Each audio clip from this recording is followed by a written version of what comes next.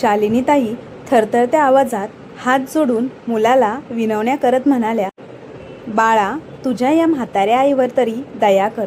माझं जेवणाचं ताट मला परत दे. तेवढ्यात शालिनीताईंची जीवाभावाची मैत्रीण अक्काबाई त्यांचा आवाज ऐकून धावत आल्या. आत येऊन पाहतात तर मोहन हातात ताट घेऊन उभा आणि शालिनीताई खरकट्या हाताने असह्य नजरेने मुलाकडे पाहत होत्या. मोहनला माहिती होतं की अक्काबाई ऐकलेल्या गोष्टींना 10 पट वाढवून सांगतात, म्हणून शेजाऱ्यांसमोर वाद घालणं त्यानं टाळलं. तो ताट आईच्या हातात देत म्हणाला, आई, तू भाजी आणायला सांगितली होतीस ना, ही घे, बघ बरं आजची भाजी कशी झाली. इतकं म्हणून त्याने अक्काबाईला बसायला सांगितलं आणि सरळ आपल्या खोलीत निघून गेला. अक्काबाईंची एक खास सवय होती. शालिनीताईंच्या घरी जरा काही बी नसलं की त्या लगेच हजर व्हायच्या. उद्देश एकच, आपल्या जीवाभावाच्या मैत्रिणीला वाचवणं. म्हणून शालिनीताईंच्या घरात काय सुरू आहे याची त्यांना क्षणोक्षणी खबर असायची. खरं म्हणजे मोहनने बायकोची डिलिव्हरी झाल्यावर तिची सेवा करण्यासाठी आईला शहरात बोलवलं होतं. त्याचे वडील प्रकाशराव गावची शेती सांभाळत होते. प्रकाशरावांची बागायती शेती इतकी भरभराटीची होती की एखाद्या सरकारी नोकरीतून मिळणाऱ्या उत्पन्नापेक्षा जास्त नफा ते कमावत होते. मोहन मात्र अधूनमधून स्वतःचे खर्च सांगून वडिलांकडे पैशासाठी रडत असे आणि वडिलांच्या प्रेमापोटी त्याला पैसे मिळत असत. पण मुलाला वडिलांच्या घामाची किंमत नव्हती, आईच्या परिश्रमाची तर अजिबातच नव्हती. त्याला वाटायचे हे तर आई वडिलांचं कर्तव्यच आहे. काळ सरत गेला. शालिनीताईंच्या सुनबाईंनी एका गोंडस मुलाला जन्म दिला. त्याचवेळी शालिनीताई गणपतीच्या देवळात होत्या. आनंदाने त्या म्हणाल्या, आपल्या वंशाला पुढे नेणारा वारस आलाय, याचं नाव विनायक ठेवूया. हे नाव सगळ्यांनाच आवडलं. रुग्णालयातून साक्षीला आणि बाळाला डिस्चार्ज मिळाल्यावर घरभर उत्साहाचं वातावरण पसरलं. नातवाच्या आगमनाच्या आनंदात शालिनीताईंनी अंगणात सुंदर रांगोळ्या काढल्या. दिव्यांनी घर उजळवलं. जणू साक्षीने घरात पाऊल टाकले तेव्हा अंगणभर उमटलेल्या रांगोळ्या, झगमगणारे दिवे पाहून तिचं मन आनंदून गेलं. शालिनीताईंनी सुनेची आणि नातवाची आरती ओवाळली, फुलांचा वर्षाव केला. साक्षीने कधी कल्पनाही केली नव्हती की तिचं आणि तिच्या बाळाचं स्वागत एवढ्या थाटामाटात होईल. पण शालिनीताईंनी जेव्हा तिला विचारलं, साक्षी, स्वागत कसं वाटलं तुला, तेव्हा तिने तोंड पाडत उत्तर दिलं, हो, ठीकच होतं, पण माझ्या माहेरी याहून छान असतं. तेव्हा शालिनीताईंना खूप वाईट वाटलं. क्षणभरात साक्षीने मागणी केली, आई, हॉस्पिटलमध्ये चांगलं जेवण मिळालंच नाही, आज काहीतरी मसालेदार चटपटीत बनवा बरं. तेव्हा शालिनीताई हळू आवाजात म्हणाल्या, सुनबाई, ओल्या बाळंतिणीला सुरुवातीला हलकंच अन्न बरं. मसालेदार खाल्लं तर बाळ आणि आई दोघांच्या तब्येतीला बरं नाही. पण साक्षी कुठे ऐकणारी होती. साक्षीला सासूबाईंचं काहीच पटत नव्हतं. ती त्यांना गावंढळ जुनाट वाटत होत्या. स्वतःला ती शिकलेली मॉडर्न मुलगी समजत होती. म्हणूनच ती रागात म्हणाली, अहो आई, या सगळ्या जुनाट गोष्टी. तुमच्या काळी खायला काही नव्हतं म्हणून चविष्ट जेवण मिळत नव्हतं, पण मला तर आज मसालेदार चटपटीत जेवण हवंय. मी सांगते तसं करा, मी अजून काहीच ऐकणार नाही. नाहीतर तुमच्या मुलालाच फोन करून सांगेल की तुम्ही माझी नीट काळजी घेत नाही. शालिनीताईंना मोहनचा स्वभाव चांगलाच ठाऊक होता. बायको जे सांगेल तो ते ऐकणार आणि आईवरच भडकत बसणार. म्हणून शालिनीताईंनी मनाशी ठरवलं, या मूर्खाच्या तोंडाला लागण्यापेक्षा जे सांगते तसंच करू. जे काही होईल त्याची जबाबदारी त्यांची. आणि म्हणूनच त्यांनी मसालेदार चटपटीत जेवण करून दिलं. बऱ्याच दिवसांनी असं जेवण मिळाल्यामुळे साक्षी त्या दिवशी पोटभर जेवली. बोट चाटत म्हणाली, आई, पोट तर भरले पण मन अजून भरलं नाही. शालिनीताई मनातल्या मनात म्हणाल्या, देवा, आजकालच्या मुलींना कोण समजावणार, छोट्या बाळासाठी काय योग्य आणि अयोग्य. देवा, माझ्या नातवाला काही त्रास होऊ देऊ नकोस. सर्वांनी जेवण केलं आणि झोपायला गेले. पण रात्री 2 वाजता बाळ मोठ्याने रडायला लागलं. त्याचवेळी साक्षीच्या पोटातही जळजळ सुरू झाली. बाळ वारंवार शी करत होतं आणि रडत होतं. साक्षीच्या पोटातही खूप दुखत होतं. आता तिला स्वतःची चूक कळली होती. मसालेदार जेवण करून किती मोठं नुकसान तिने केलं, तरीसुद्धा चूक मान्य न करता ती उलट सासूबाईंवरच ओरडली. आई, तुमचे केस उन्हाने पांढरे झाले आहेत का? माझी डिलिव्हरी होऊन 8 दिवस झाले नाहीत आणि तुम्ही एवढं मसालेदार जेवण खायला घातलं मला. मान्य आहे, मी हट्ट केला होता, पण तुम्ही म्हातारे आहात, अनुभवी नाही का? मला थांबवायचं होतं. कसली आई आहात तुम्ही? नातवाची काळजी नाही का तुम्हाला? यानंतर तिने आपल्या नवऱ्याला, मोहनला, आईविरुद्ध भडकवलं. तुमची आई या घरात मोठ्या आहेत, त्यांचं कर्तव्य आहे समजवण्याचं, पण त्या तर मूर्खासारख्या आपण सांगतो तेच करतात. गावंढळ बाई, उद्या गावी पाठवा त्यांना. माझ्या घरात नको अशी बाई, नाहीतर माझ्या मुलाला गावाकडचं ज्ञान आणि भाषा शिकवतील. सकाळ होताच परत पाठवा त्यांना, साक्षी रागाने बडबडत होती. तेव्हा मोहनलाही वाटलं, खरंच आईचं सगळं आयुष्य गावीच गेलं आहे, त्यामुळे ती अडाणी राहिली आहे. तिला अजिबात अक्कल नाही. बाळाची आणि साक्षीची अवस्था पाहून मोहन रागाच्या भरात आपल्या आईला काहीही बोलू लागला. सकाळ होताच तो शालिनीताईंना गावी पाठवण्यासाठी घराबाहेर पडणार इतक्यात वडील प्रकाशराव गावावरून आले. त्यांनी आपल्या नातवाला पाहण्यासाठी खास शेतातला तांदूळ, भाज्या, फळं, धान्य आणि घरचं साजूक तूप आणलं होतं. एवढं सामान घेऊन दारात उभ्या असलेल्या वडिलांना पाहताच मोहनच्या मनात लोभ दाटून आला. तो आईकडे वळून म्हणाला, आई, बघितलंच का? बाबा स्वतः आपल्या नातवाला भेटायला एवढं सारं सामान घेऊन आले आहेत, आणि तू मात्र हट्ट करत होतीस की मला गावी जायचं आहे.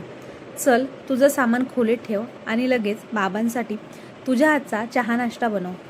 प्रकाशरावांना पाहून शालिनीताईंच्या डोळ्यात पाणी आलं. त्यांनी हळूच पदराने ते पुसलं आणि गप्पच खोलीत सामान ठेवून स्वयंपाकघरात जाऊन जेवण बनवू लागल्या. थोड्या वेळाने त्यांनी आपल्या सुनेला विचारलं, सुनबाई, तुझ्यासाठी काय बनवू? तिने रागाने डोळे मोठे करत उत्तर दिलं, यात काय विचारायचं आहे? एवढं वय झालं आहे तरी तुम्हाला माहिती नाही का बाळंतिणीला काय खायला द्यायचं असतं? शालिनीताई शांत राहिल्या. त्यांना उत्तर देणं गरजेचं वाटलं नाही. खरं तर त्या आधी स्वतःच्या मनाप्रमाणे साधं जेवण करून ठेवत होत्या, पण साक्षीने त्यांना बजावलं होतं, आई, मला विचारल्याशिवाय माझ्यासाठी काहीही बनवू नका, नाहीतर मी जेवणार नाही. तेवढ्यात प्रकाशरावांनी आवाज दिला, शालिनी, एक ग्लास पाणी आण. जरा शालिनीताईंनी ट्रेमध्ये भरलेला ग्लास घेऊन त्यांच्याजवळ गेल्या, पण त्यांची नजर खालीच होती. नवऱ्याच्या नजरेला नजर देण्याचं धाडस त्यांच्यात नव्हतंच, कारण तसं केलं असतं तर कदाचित डोळ्यातलं पाणी थांबलंच नसतं. प्रकाशरावाने हळूच पत्नीचा हात धरला आणि जवळ बसत तिला विचारलं, शालिनी, काय झालं? तब्येत बरी नाही का? तुला कोणी काही बोललं का? गप्प का आहेस? चेहरा एवढा का पडला आहे? नवऱ्यांचे एवढे प्रेम, आपुलकीचे प्रश्न ऐकून शालिनीताईंना हुंदके आवरले नाहीत. मुलगा आणि सून तर मला नोकरानीच समजतात, पण माझी काळजी घेणारा माझा नवरा अजून जिवंत आहे.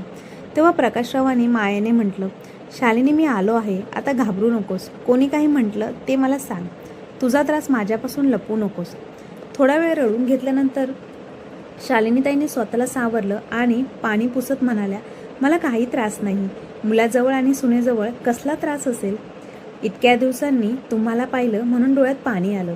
हे बोलून त्या उठू लागल्या, कारण त्यांचा मुलगा मोहन त्यांच्या शेजारी बसून त्यांच्याकडे रागाने बघत होता, तर सुनबाई स्वयंपाकघरातून डोळ्याने इशारे करत होती की बाबांना काहीही सांगू नका. पण प्रकाशरावही एवढे भोळे नव्हते. त्यांच्या लक्षात आलं की शालिनीताईला कुठल्या ना कुठल्या गोष्टीचा मोठा धक्का बसलाय. ते पुन्हा म्हणाले, शालिनी, तू खोटं बोलतेस. तुझे डोळे स्पष्ट सांगत आहेत की तुला कोणत्या तरी गोष्टीचं खूप दुःख आहे. सांग मला खरं, कसला त्रास आहे तुला? प्रकाशराव एवढे बोलले आणि शालिनीताई मनात ठेवलेल्या सर्व वेदना, दुःख, नाराजगी उघड केली, ज्या त्यांच्या मुलाने आणि सुनेने त्यांच्यासोबत केल्या होत्या. आपल्या बायकोला एवढा त्रास दिल्यामुळे प्रकाशरावांनी मुलाला आणि सुनबाईला कडक शब्दात सांगितले, मोहन, तुम्ही दोघं कान उघडे ठेवून ऐका. आम्ही गावी राहतो हे खरं आहे, पण विसरू नकोस की आज तू ज्या आलिशान बंगल्यात राहतोस तो बंगला तुझ्या अडाणी आईबापांच्या घामाच्या कमाईतून खरेदी केलेला आहे. या घराच्या प्रत्येक विटेमध्ये तुझ्या गावंढळ आईबापाच्या कष्टाचा पैसा आहे. तुझी आई जेव्हा शहरात तुझ्याजवळ येत होती तेव्हा ती तर आनंदाने वेडी झाली होती. शेजारी आणि संपूर्ण गावभर तिने बुंदीचे लाडू वाटले. तिच्या मुलाने तिला आपल्या घरी बोलावलं होतं. तिच्या अंगणात नातवाचा आवाज घुमणार होता. तिला जो कोणी भेटत होता, वृद्ध असो वा लहान, ती सांगत होती, माझ्या मुलाच्या बाळाला आशीर्वाद द्या. तो व्यवस्थित या जगात येऊ दे. माझ्या मुलाची भरपूर प्रगती होऊ दे. त्याला कधीही कोणत्या गोष्टीची कमतरता भासू नये. प्रकाशराव थोडे थांबले आणि पाणवलेल्या डोळ्यांनी म्हणाले, पण तुझ्या या गावी राहणाऱ्या अडाणी आईला काय माहीत, तुझ्यासारख्या शिकलेल्या सवरलेल्या लोकांना ना कुणाच्या आशीर्वादाची गरज असते ना कुणाच्या मदतीची. शिकलेले आहात ना तुम्ही, म्हणून काही न करता सगळं आपोआप होतं. चल शालिनी, मीही शेवटी गावातला गावरान माणूसच. मुलाच्या मोहात पडून इतकं सामान आनंदाने घेऊन आलो होतो की कदाचित माझ्या लेकरांना त्याची गरज भासेल, पण मी चुकीचं होतं हे लोक शिकलेले आहेत ना, पण फक्त पैशाचं ज्ञान आहे. मी गावाकडचा अडाणी अशिक्षित असं समजून बसलो होतो की गावची ताजी फळं भाज्या माझ्या लेकरांना आवडतील. ह्या भावनेने इथं आणलं होतं. माफ कर बाळा, माझ्याकडून चूक झाली, असं म्हणत प्रकाशराव आपल्या सुनेसमोर हात जोडून माफी मागू लागले. मोहन धावत वडिलांच्या पायाशी पडला आणि रडत म्हणाला, बाबा, माझ्याकडून फार मोठी चूक झाली, प्लीज मला माफ करा. त्याचवेळी साक्षी आपल्या सासऱ्यांकडे झुकून माफी मागू लागली. प्रकाशराव म्हणाले, तुम्ही तर त्या देवी समान आईचे गुन्हेगार आहात आणि खरंच माफी मागायची असेल तर शालिनीची मागा. तिनं माफ केलं तर समजा मीही माफ केलं. दोघेही मुलगा आणि सून शालिनीताईंच्या पायाशी पडून माफी मागू लागले. शालिनीताईंचं मन मोकळं झालं. त्यांनी पटकन दोघांनाही उचललं, आपल्या गळ्याशी लावून म्हणाल्या, शांत व्हा माझ्या बाळांनो, चूक माणसाकडूनच होते, काही हरकत नाही. कोणती आई आपल्या मुलांवर जास्त वेळ नाराज राहू शकते. असं म्हणून शालिनीताईंनी दोघांच्या डोक्यावरून हलकासा हात फिरवला. साक्षी आपल्या खोलीत निघून गेली, पण तिच्या मनात ज्वालामुखी आगीसारखा दहावत होता. तिला खूप खूप चीड येत होती की म्हातारीने घरात येताच आपल्या नवऱ्याजवळ तिची तक्रार केली. आता साक्षीला काहीही करून आपल्या सासूचा बदला घ्यायचा होता. त्या दिवशी ती संपूर्ण दिवस अस्वस्थ राहिली. मोहन मात्र पोटभर नाश्ता करून डब्बा घेऊन ऑफिसला निघून गेला. शालिनीताईने सर्वांसाठी जेवण केलं. सर्वांनी ते आवडीने खाल्लं. स्वतःही जेवण करून आराम करण्यासाठी त्या आपल्या खोलीत निघून गेल्या.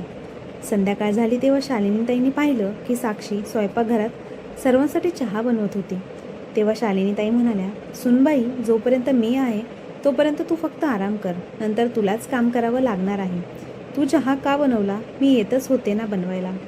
साक्षी थोडी हसून म्हणाली, काही हरकत नाही आई, तुम्ही जाऊन बाबांच्या जवळ बसा, मी तुम्हा दोघांसाठी चहा घेऊन येते. शालिनीताईंनी विचार केला, ठीक आहे, चहा बनवायला एवढा त्रास तर होत नाही, उभं राहून बनवायचा असतो. असा विचार करत त्या प्रकाशरावांच्या जवळ जाऊन सोफ्यावर बसल्या. तेव्हा प्रकाशराव म्हणाले, शालिनी, माझ्यासाठी थोडं गरम पाणी घेऊन ये, माझा घसा दुखत आहे. शालिनीताई पाणी घेण्यासाठी स्वयंपाकघरात गेल्या आणि त्यांनी पाहिलं की साक्षी चमच्याने चहा ढवळत होती. साक्षीला चहा ढवळताना पाहून शालिनीताईंना थोडं विचित्र वाटलं. त्या विचार करू लागल्या, सुनबाई चमच्याने चहा का ढवळत आहे? पण त्यांनी त्या गोष्टीकडे जास्त लक्ष दिलं नाही आणि पाणी घेऊन प्रकाशरावांना देण्यासाठी परत निघून गेले. थोड्याच वेळात साक्षी चहा बिस्किट घेऊन आली. दोघांनी एकत्र बसून चहा बिस्किट खाल्ले. थोड्याच वेळात त्यांना इतकी झोप लागली की ते दोघेही तिथेच निवांत पडले. मोहन जेव्हा ऑफिसवरून घरी परतला तेव्हा त्याने आईवडिलांना अस्ताव्यस्त अवस्थेत झोपलेलं पाहिलं आणि तो अवाक झाला. साक्षीला त्यांच्याबद्दल विचारलं तर तिने सांगितलं, मला माहिती नाही हे लोक अजून का झोपले आहेत. मोहनने त्यांना उठून त्यांच्या खोलीत नेलं, पण तिथे ते झोपूनच राहिले. साक्षीने कसं बसं त्या रात्रीचं जेवण केलं, पण तिचा राग मात्र वाढतच चालला होता. ती मोहनच्या कानावर सतत भर घालत होती, हे बघा, आता या दोन्ही म्हाताऱ्यांचा आपल्यासाठी काहीच उपयोग नाही. घरातील किरकोळ कामं मी करू शकते आणि झाडू, फरशी, भांडी वगैरे सगळ्यांसाठी आपण बाई ठेवू. जितका खर्च आपण या दोघा म्हाताऱ्यांवर करतो त्याच्या निम्म्या खर्चात बाई काम करून जाईल. यांना मात्र आपल्याला दिवस रात्र सहन करावं लागतं. आता मला हे अजिबात सहन होत नाही. आधी एकटी म्हातारी होती, ती तरी कामाला उपयोगी पडायची, पण आता हा म्हातारा पण इकडे येऊन बसलाय आणि काल जे काही झालं त्यानंतर आपण त्यांना जायला सांगायलाही धजावत नाही, तर उलट आपल्यालाच घर सोडायला लावतील. आता एवढ्या मोठ्या शहरात एवढ्या मोठ्या कुटुंबाचा खर्च कसा चालवायचा हे आपणच पाहायला नको का? यांचं काय आहे, गावात जसं सगळं मोफत मिळतं तसं इथेही मिळेल असं समजून बसलेत. म्हणूनच मी त्यांना गावंढळ म्हणते. काही समजून घ्यायला तयारच नाहीत. हे ऐकून मोहन म्हणाला, अगं माझं तर डोकं काम करायचं बंद झालंय. तुझ्या डोक्यात काही आयडिया असेल तर सांग. थोडा विचार करून साक्षी म्हणाली, आपण ह्या म्हातारीला इथून जायला सांगू शकत नाही, पण जगातून कायमचे घालू तर शकतो ना. हे शब्द शालिनीताईंच्या कानावर थेट पडले, कारण थोड्या वेळापूर्वीच त्या शुद्धीवर आल्या होत्या आणि तहान लागल्यामुळे त्या पाणी घेण्यासाठी स्वयंपाकघरात जात होत्या. मुलगा आणि सुनेच्या अशा बोलण्याने त्यांच्या पायाखालची जमीनच सरकली. त्या पाणी न घेताच परत आपल्या खोलीत जाऊन बसल्या. त्या पलंगावर बसल्या. त्यांचा श्वास वेगाने सुरू झाला. त्यांना खूप घाम फुटला. तेवढ्यात प्रकाशराव देखील शुद्धीवर आले आणि त्यांनी शालिनीताईंना घाबरलेलं आणि घामाने भिजलेले पाहून विचारलं, काय झालं शालिनी, तुझी तब्येत तर बरी आहे ना? तुला एवढा घाम का सुटला आहे? शालिनीताईने त्यांना हळू आवाजात बोलण्याचा इशारा दिला तेव्हा शालिनीताईंनी सांगितलं की जेव्हा त्या पाणी घेण्यासाठी स्वयंपाकघरात जात होत्या तेव्हा मुलगा आणि सुनेचा संवाद ऐकला. आपल्याला या जगातून कायमचं घालवायचा डाव रचत आहेत. एवढं बोलून शालिनीताई पुन्हा रडू लागल्या. दुसरीकडे मोहनने जेव्हा आपल्या बायकोच्या तोंडून ही गोष्ट ऐकली तेव्हा तो सुन्न झाला आणि म्हणाला. सुचत नव्हतं, विरोध करण्याची त्याची तयारी होती. पण साक्षीने समजावून सांगितलं, हे बघा मोहन, तुम्ही त्या म्हाताऱ्यांचे एकुलता एक मुलगा आहात. हे दोघं जशी म्हातारी होत जातील त्यांचा औषध पाणी आणि सुखसुविधांचा सगळा खर्च तुम्हालाच करावा लागणार आहे. तेव्हा आपण त्यांची सेवा करत बसायचं, त्यांचा आजारपण सांभाळत बसायचं की आपल्या मुलांच्या शिक्षणावर लक्ष द्यायचं. आता तुम्ही स्वतःच विचार करा, या म्हाताऱ्या आईवडिलांचं काय करायचं? एकदाच त्यांचा प्रश्न मिटवायचा की आयुष्यभर त्यांचं ओझं उचलत बसायचं? त्यावेळी मोहन रागाने भडकून म्हणाला, साक्षी, काहीही होऊ दे, मी माझ्या आईबापावर एवढा मोठा अन्याय करू शकत नाही. त्यांना या जगातून पाठवण्याचं पाप मी माझ्या डोक्यावर घेऊ शकत नाही. पण मी एक गोष्ट नक्की करू शकतो, मी त्यांना गावी पाठवू शकतो. मोहनने ही गोष्ट आपल्या बायकोला सांगितली होती, पण शालिनीताईंनी ती ऐकली नव्हती. फक्त साक्षीचं अर्धवट बोलणं ऐकून त्यांनी मनामध्ये भ्रम पाळत तिथून निघून जाणं योग्य समजलं. प्रकाशरावांनी विचार केला, मुलाला आणि सुनेला न सांगता आपण गावी निघून जाऊया आणि मग काही झालं तरी आपण परत कधीच येणार नाही. या विचाराने दोघेही रात्री गुपचूप आपल्या गावी निघाले. शालिनीताईंचं सामान तर अगोदरच पॅक केलं होतं, त्यामुळे ते पटकन तयार झाले. अंधारात सावकाश सावकाश रात्रीच्या शांततेत प्रकाशराव आणि शालिनीताईंनी आपली वाट धरली आणि योगायोगाने त्यांना एक रिक्षाही भेटली. बोलता बोलता बस स्टँड जवळ आले. रिक्षावाल्याने त्या दोघांना बस स्टँडवर सोडलं. प्रकाशराव आणि शालिनीताईंनी त्याला भरपूर आशीर्वाद दिले आणि थोडे पैसेही दिले.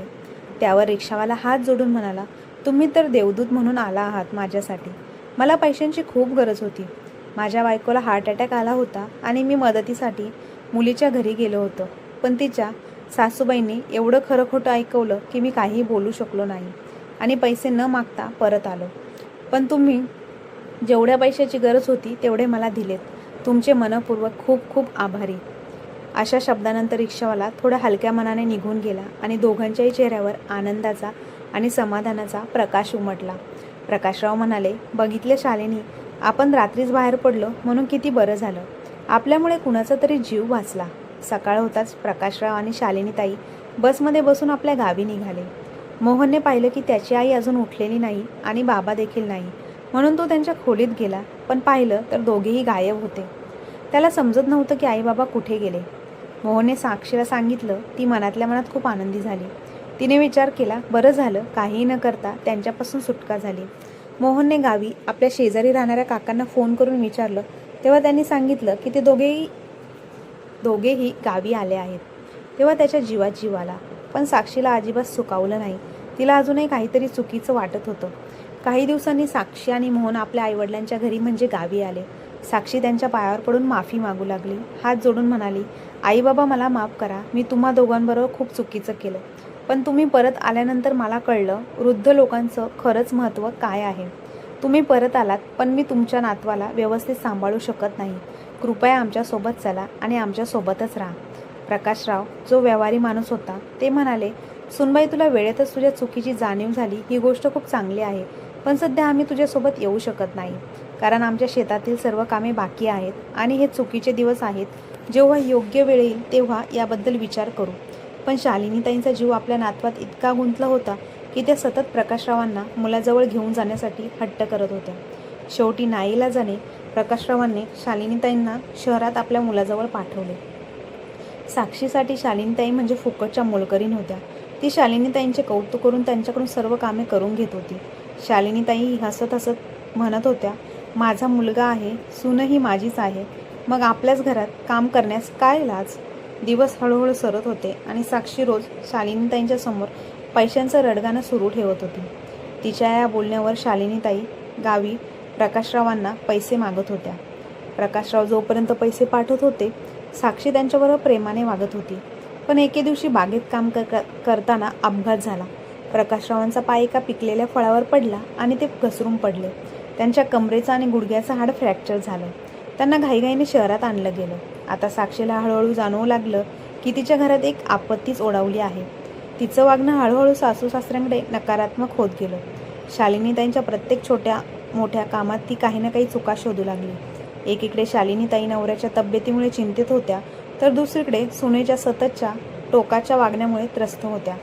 अशा परिस्थितीत काही चुका होणे अपरिहार्य होते आणि साक्षीने त्या चुकांचा पुरेपूर फायदा करून घेतला. साक्षी आता मोहनसमोर शालिनीताईंच्या चुका मोजून दाखवू लागली. परिणामी मोहनही आपल्या आईला उलटसुलट बोलू लागला. कारण एकीकडे त्याच्या वडिलांच्या उपचारांवर होणारा खर्च जाचक वाटत होता, तर दुसरीकडे साक्षी आईच्या छोट्या छोट्या चुका मोठ्या बोलून सांगत होती आणि घरात सतत गोंधळ घालत होती. काही दिवस रुग्णालयात राहून डॉक्टरांनी प्रकाशरावांना डिस्चार्ज दिला, परंतु दर 4-8 दिवसांनी तपासणीसाठी जावं लागत होतं. डॉक्टरांची फी, औषधं, रुग्णालयात ये-जा हे सगळं साक्षीच्या डोळ्यात खुपू लागलं.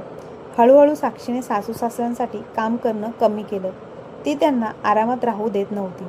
मोहन ऑफिसला गेला की काही ना काही उलटसुलट बोलून त्यांच्या मागे लागत होती. त्यांचा मुलगा विनायक हे सगळं बघत होता. तो पण आईला घाबरून राहू लागला. जेव्हा संधी मिळायची तो आजी आजोबांकडे जाऊन बसायचा, पण साक्षीची नजर पडली की तो परत येत होता. ती रागाने ओरडत असे, तुझ्या आजी आजोबांच्या जवळ अजिबात जाऊ नकोस. एके दिवशी शालिनीताई आपल्या नवऱ्याला हॉस्पिटलमध्ये घेऊन गेल्या होत्या. तेव्हा साक्षीने आपले सोन्याचे दागिने त्यांच्या बॅगेत ठेवले आणि संध्याकाळी मोहनला म्हणाली, आज मला मैत्रिणींच्या घरी पार्टीला जायचं आहे. असं म्हणून ती मोहनसमोरच कपाटामध्ये दागिने शोधू लागली, पण तिला दागिने सापडलेत नाही. तिने घरात मोठा तमाशा केला आणि ओरडली, माझे दागिने सापडत नाहीत. आपल्या कपाटातील सगळे कपडे बाहेर फेकून तिने थेट आपल्या सासूबाईंच्या खोलीत जाऊन विचारले, आई माझे दागिने सापडत नाहीत, तुम्ही तर घेतले नाही ना. मोहन तिला पुन्हा पुन्हा सांगत होता की माझ्या आईला दागिन्यांबद्दल विचारू नकोस, पण तिने ऐकलं नाही आणि सरळ शालिनीताईंची बॅग चेक करू लागली. जेव्हा साक्षी शालिनीताईंच्या बॅगेतील कपडे बाहेर फेकू लागली, तेव्हा कपड्यांबरोबर ठेवलेले दागिने फरशीवर पडले. मग तर साक्षी शालिनीताईंवर रागाने ओरडू लागली. तिने त्यांना एवढं अपमानित केलं की त्यांना आपलं स्पष्टीकरण देण्याची संधीही मिळाली नाही. जेव्हा मोहनने आपल्या डोळ्यांनी हे सगळं पाहिलं, तेव्हा तोही आपल्या आईबाबांचा तिरस्कार करू लागला आणि त्यांना लगेच घरातून निघून जाण्यास सांगितले. काही दिवसांपूर्वी साक्षीने प्रकाशरावांकडून हॉस्पिटलचं बिल सांगून गावाकडलं घर आणि शेतीची कागदपत्र सही करून घेतली होती. त्यामुळे गावातील शेती आणि घर त्यांच्या नावावर झालेलं होतं. ही बाब त्यांना तेव्हा कळली जेव्हा मोहनने त्यांना घरातून जाण्यास सांगितलं.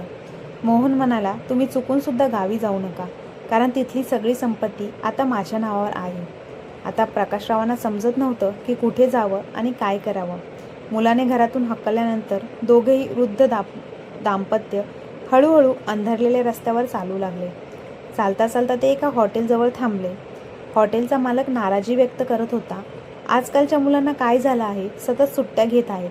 एवढी मोठी ऑर्डर आली आहे आणि काम करणाऱ्यांची कमतरता आहे. तेव्हा शालिनीताई म्हणाल्या, दादा आम्हाला काम मिळू शकेल का? हॉटेलच्या मालकाने त्यांच्या परिस्थितीवर नजर टाकली आणि म्हणाल्या, तुमची अवस्था पहा, तुम्ही काय काम करू शकणार? शालिनीताई म्हणाल्या, दादा जर आम्हाला काम मिळालं तर आमच्यावर तुमचे फार उपकार होतील. जोपर्यंत तुमची काम करणारी मुलं येत नाही तोपर्यंत आम्हाला कामावर ठेवा, नंतर वाटलं तर काढा.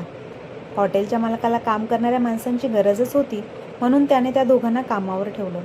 प्रकाशराव चांगले व्यापारी माणूस होते, त्यामुळे त्यांनी बसल्या बसल्या काउंटरवर काम करायला दिलं, तर शालिनीताईंना जेवण बनवायचं काम दिलं. हॉटेल मालकाचा व्यवसाय आता फार चांगला चालू लागला. हिशोबातही काही फरक पडत नव्हता. त्यांच्या कष्टामुळे थोड्याच दिवसात मालकाने छोट्या हॉटेलऐवजी मोठे रेस्टॉरंट उघडलं आणि रेस्टॉरंट नावारूपाला आलं.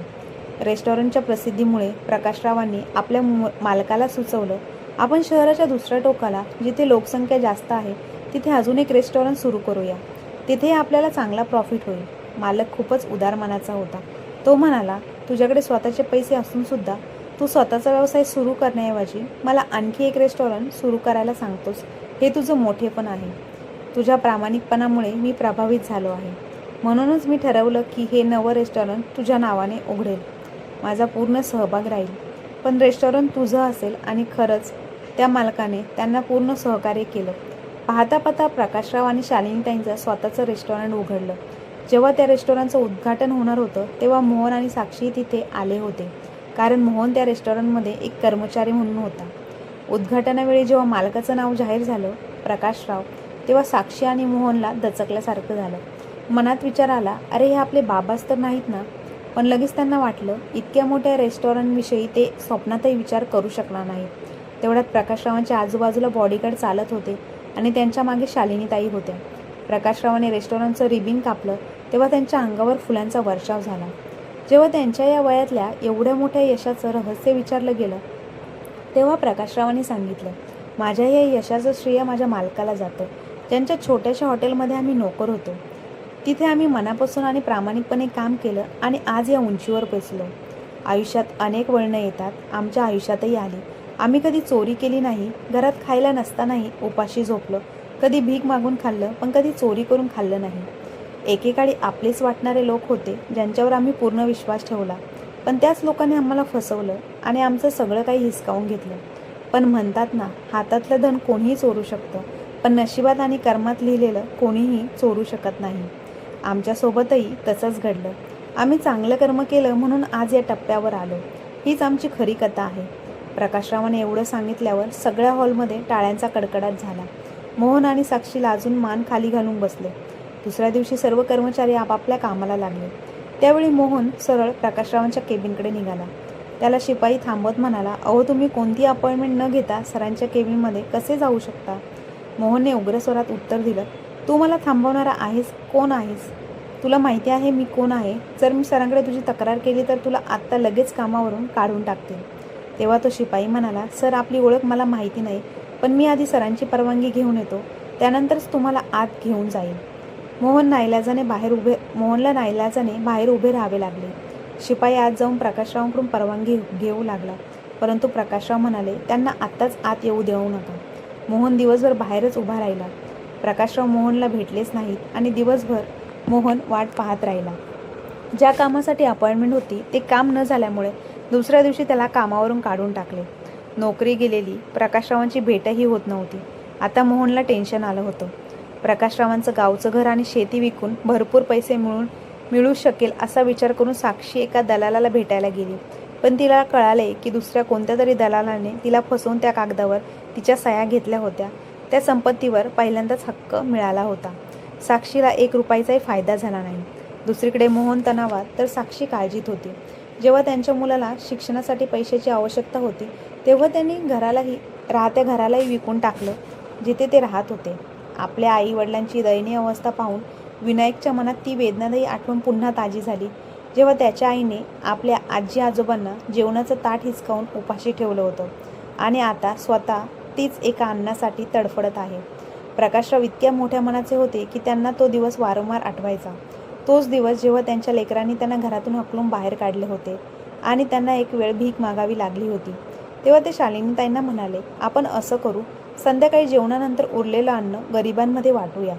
शालिनीताईंना आपल्या नवऱ्याचा हा विचार हृदयाला भिडला. मग रोज संध्याकाळी ते दोघं उरलेलं अन्न भुकेल्यांमध्ये वाटायला लागले. परंतु त्या भिकाऱ्यांच्या रांगेत त्यांचा स्वतःचा मुलगा आणि सूनसुद्धा उभे राहून हात पुढे करू लागले. त्या क्षणी साक्षीला आपल्या पापांची जाणीव झाली. खरंच मनुष्य जसं कर्म करतो तसंच त्याला फळ मिळतं. शालिनीताई रोज आपल्या लेकरांना भिकाऱ्यासारखं अन्न द्यायच्या, पण त्यांनी कधी त्यांना घरी परत बोलावलं नाही, कारण साक्षीने एकदा नाही तर 2दा त्यांना अपमानित करून घरातून हाकलवून बाहेर काढलं होतं. म्हणूनच त्यांच्या मनात त्या लेकरांसाठी दयेचा थेंबही उरला नव्हता. तर मित्रांनो, आपण जे वाईट कर्म करतो, आपल्या सख्ख्या आईवडिलांशी वाईट वागतो, त्या वाईट कर्माचे फळ आपल्याला वाईटच मिळणार आहे, जसे मोहन आणि साक्षीला मिळाले. तर मित्रांनो, तुम्हाला आजची कथा आवडली असेल तर आपल्या चॅनलला लाईक, शेअर, सबस्क्राईब नक्की करा. धन्यवाद.